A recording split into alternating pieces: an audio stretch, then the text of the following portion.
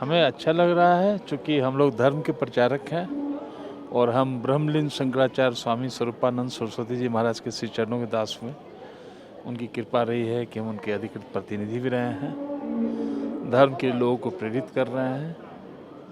आज आए दलाई लामा जी से हमारा भेंट हुआ और उन्होंने अपने से हमें आग्रह किया कि मैं अपने हथेली का ऊर्जा उनके मस्तक पे रखूं।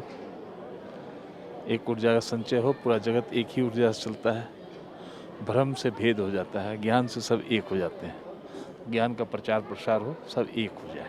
बहुत महत्वपूर्ण है क्योंकि ऐसा है कि जगत जो है दो पक्ष से बनता है, एक है पदार्थ, दूसरा है ऊर्जा। Energy and material both division, mother division of this world. Okay, तो हम लोग केवल एक साइड से केवल मटेरियल की ओर जो जा रहे हैं, यही सब समस्या का जड़ है।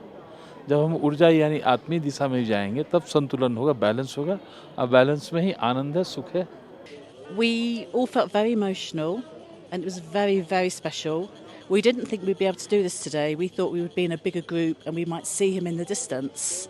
So to actually walk past him and touch him was indescribable. It's a way of spreading our awareness, but it kind of recognises what we're about. We're raising money, we're raising awareness for Huntington's disease, and what better way than spending it with His Holiness.